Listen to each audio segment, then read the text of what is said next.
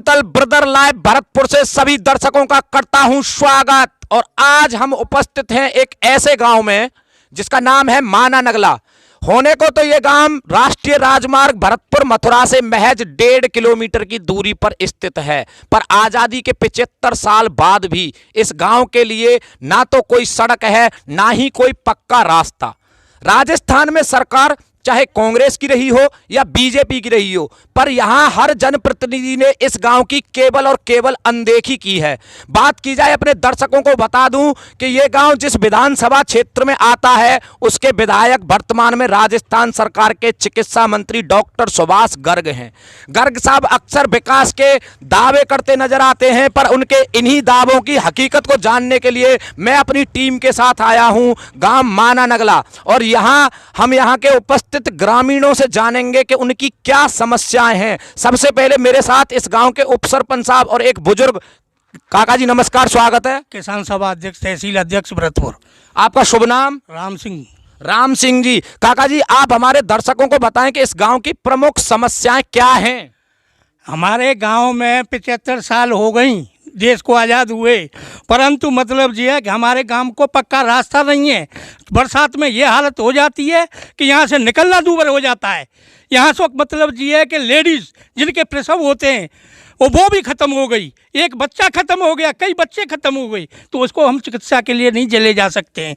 यहाँ तक कि रास्ता ऐसा है कि हम मतलब जनजीवन में अस्त व्यस्त है। हमारे यहाँ के अभी मतलब ये वर्तमान में मंत्री भी हैं, मैंने उनसे भी निवेदन किया, जिला कलेक्टर को कहा है मैंने मतलब ये कि दिल्ली राज्य को भी मैंने लिखा है कि हमें मतलब ये कि रास्ता दिलाया जाए, परंतु आज की डेट तक रास्ता नहीं है।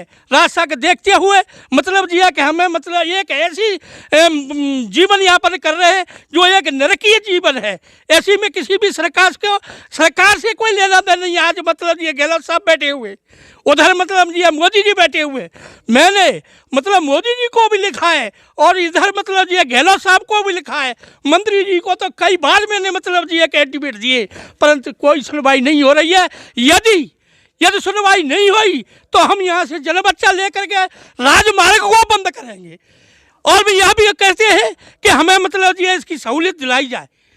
देख सकते हैं आप, जाके पैर न फटी बिबाई सो क्या जाने पीर पराई। ऐसा ही कुछ दर्द आज इन बुजुर्ग का छलक पड़ा है अपनी समस्याएं बताते हुए। यहाँ ग्रामीणों ने मुझे बताया था कि कुछ दिन पहले एक ऐसी महिला की मृत्यु हुई कि विरोध प्रदर्शन राजस्थान सरकार के खिलाफ आजादी के 75 साल बाद माना नगला गांव के ग्रामीण सरकार के खिलाफ प्रदर्शन कर रहे हैं, नारेबाजी कर रहे हैं। काका जी, क्या समस्या है अभी? समस्या ये है कि हमारे लिए कहीं जाने को रास्ता ही नहीं है।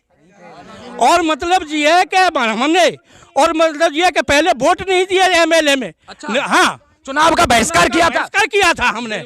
मतलब सभी की जब वोट मांगने के लिए आते हैं और मतलब ये कि बाद में कोई वो ही नहीं है कि हम क्या करें, कोई निगला माना है क्या। वोट मांगने के टाइम पे जो मंत्री लोग इन लोगों के लिए मीठे बन जाते हैं, आज वही इन जनता की समस्याओं का समाधान नहीं कर रहे हैं। जब बाढ़ ही खेत को खाने लग जाए तो उस खेत की रखवाली करेगा भी कौन? पर जिम्मेदार चुप हैं। हाईवे से राष्ट्रीय राजमार्ग से इस गांव की दूरी मात्र 1500 मीटर है, पर आज 75 साल बाद भी हमारे देश की सरकारों के लिए ये एक शर्म की बात है कि आज इतना आगे बढ़ने के बाद भी देश में एक गांव ऐसा है जहां सड़क न होने के कारण जिला मुख्यालय से 13 किलोमीटर दूर होते हुए भी एक महिला सिर्फ इसलिए मर जाती है, बच्चा पैदा करते समय इसलिए मर जाती है कि इस गांव में सड़क नहीं है। गर्ग साहब, भजन लाल साहब, गहलोत साहब, और मतलब ये बीजेपी वालों को मैं ये भी कहूंगा कि मतलब मोदी साहब, और मैं सभी सरकारों से निवेदन करूंगा कि इनको सुनते हुए और इस चैनल वालों के दिमाग से हमारी आवाज पर जाए। और धन्यवाद काका जी, बहुत बहुत धन्यवाद। आप देख सकते हैं कि खासा आक्रोश है। ग्राउंड जीरो से, ग्राम पंचायत माना नगला से मैं राम निवास कुंतल, धन्यवाद।